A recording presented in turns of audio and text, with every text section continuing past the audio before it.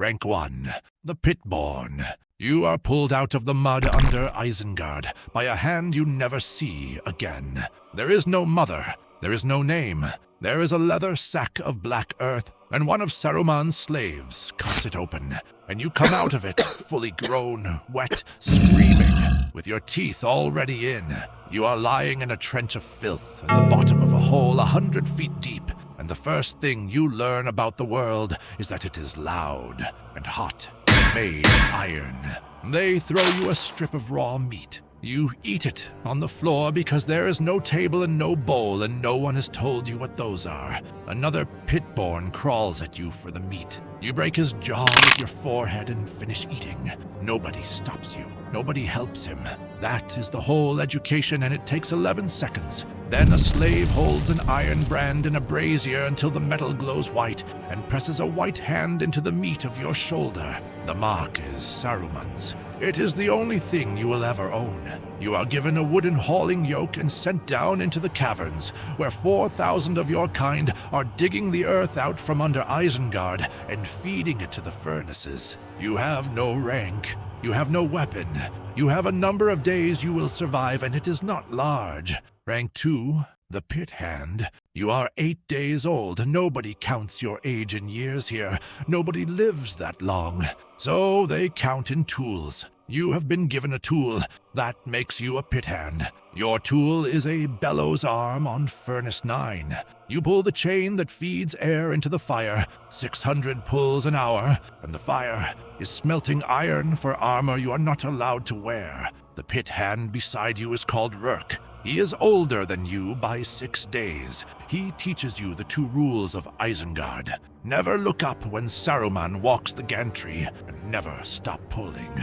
On the 11th day, Uruk stops pulling because his shoulder tears. An overseer walks over, looks at his arm, and cuts his throat where he stands, then has the body carried off to the meat pits, because nothing in Isengard is wasted, and you understand, watching them drag him, what the strips of meat they throw you are made of. That night you eat your ration, and you do not ask what it is. You are still hungry after. You are always hungry. But there is a smell coming from the armory level of hot metal and oiled leather, and you have decided you are going to eat up there. Rank 3, the Fighting. Uruk. They come through the caverns pulling out the ones who are still standing straight, and you are one, and they take you up. You are given armor. That is the moment. A slab of black iron for your chest, stamped with the white hand. A round shield of wood and hide.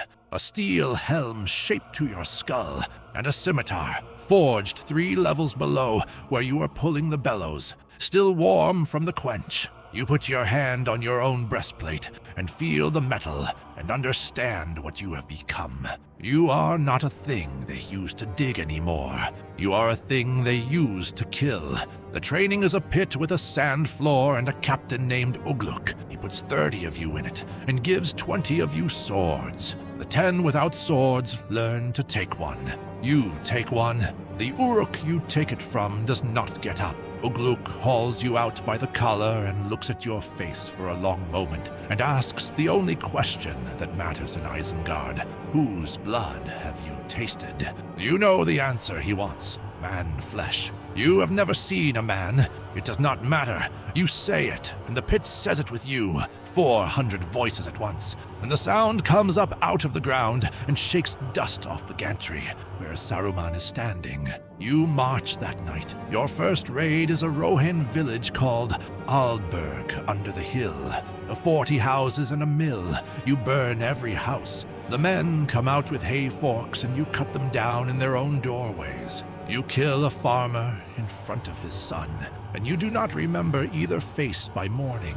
What you remember is that when the food was handed out afterward, you got a full share, cut fresh, and you were not hungry for the first time in your life. Rank 4, the Tracker. You are fast, faster than a horse over broken country, and you can run a day and a night without stopping. And this is a rarer thing than strength in Isengard. So they pull you out of the line and put you in the hunting pack, under an Uruk called Lurtz. The first of you the very first thing ever pulled out of that mud, and the only Uruk in Isengard whose name Saruman says out loud. You are given a crossbow and a horn.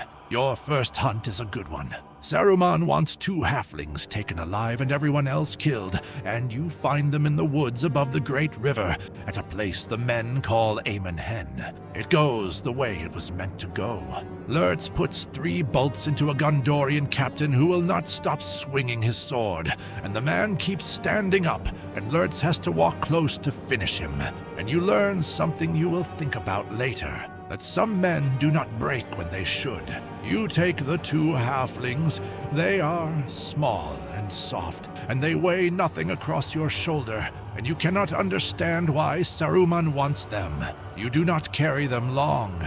A man comes out of the trees for Lurtz, and Lurtz dies on the leaves with his own knife in his throat. And the pack scatters, and the horn is still sounding somewhere behind you as you run west with a hobbit's ankle in your fist. Lurtz was the first of your kind, and he lasted a season. You are still running. Rank 5, the pack captain.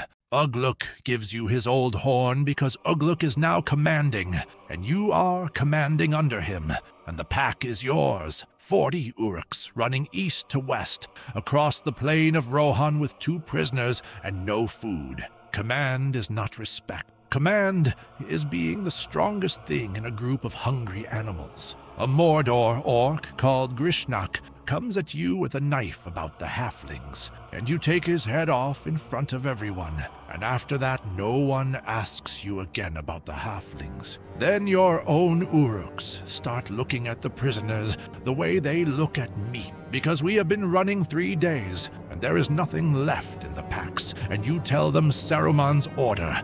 Nobody touches them. And to make the point, you feed the pack, the 2 slowest runners in your own company. They eat. You march. The prisoners live. You reach the edge of Fengorn with the sun coming up, and then the ground starts shaking. And it is not the ground, it is horses. The Rohirrim. 600 riders coming out of the light in a line. It takes them less than an hour. You go down under a hoof with the horn still in your hand, and you are one of the lucky ones because you are unconscious when they pile the bodies and burn them. You wake up under a corpse in a field of ash. You are the only thing in that pile still breathing. You walk back to Isengard alone. 4 days, no food. And when you come through the gate, Saruman's man looks at you and says nothing and sends you to the muster. Coming back alive from a failure is not rewarded here. It is simply noticed. If you're still marching with me, drop a comment. Hit subscribe. Rank 6, the Berserker.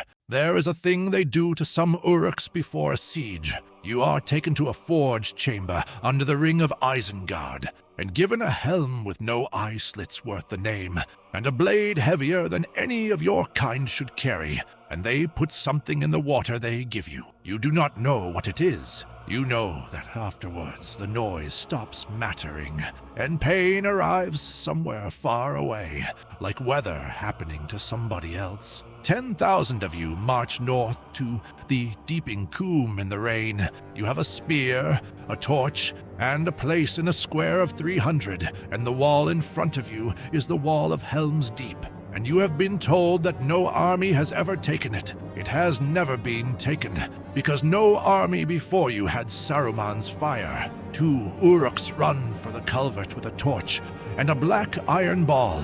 One of them dies on the stones with an elf arrow through his neck. The other one goes in. The wall comes apart in a noise you feel in your ribs from 200 paces back, and stone and men and your own kind come down together in the dark, and the square breaks, and you go through the gap with the rest. You get up onto the causeway. You break a shield wall of farmers with a helmet in your hands, and you kill 3 men, and the 4th one puts a spear through your thigh, and you kill him too, kneeling. This is the best hour of your life. You are made for exactly this, and you are doing it perfectly, in the rain, in a fortress, at the head of the largest army in the history of Isengard. Rank 7, the survivor of the Hornburg. Dawn is a sound before it is a light, a horn up on the tower, and then a white rider on the ridge with the sun coming up behind him, and 600 more riders behind that. You have been fighting for 9 hours. Your leg does not hold. The army breaks, not the way an army breaks in a story, but the way a herd breaks. All at once, everything running, and 10,000 Uruks pour back down the coombe toward the trees, and you go with them, dragging your leg. And that is when you learn what a forest can do.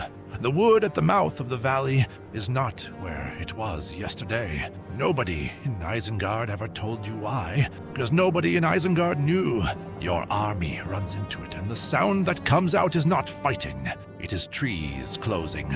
You are near the back, slow. So you stop at the tree line and you turn, and you stand on your ruined leg looking at the only thing left to look at. North, 4 days' march, where Isengard is. That was made for you. Every furnace in it, every trench, every leather sack in the mud, all of it made to make you. And it has been making Uruks for 9 hours while you were dying at that wall. You do not know yet that there is nothing left up there, that the walls are down, and the pits are under 50 feet of river water, and every one of your unborn brothers is drowned in the mud he was going to be pulled from. You do not know that Saruman is locked in his own tower with a crow's voice and nothing to command. You stand at the tree line waiting for orders that are not coming from a fortress that no longer exists. Then the men on horses come around the shoulder of the hill, and you get your spear up, because that is what the mark on your shoulder means. They ride you down in the open field. It takes 1 pass, and far to the east, under a black tower, in a country your kind never saw, there are deeper pits than Isengard's, bigger, older, still warm. Somewhere down there tonight, a hand is opening a leather sack, and something is coming out of it wet and screaming with its teeth already in. Saruman is finished. The mark is still being made. Someone has to wear it.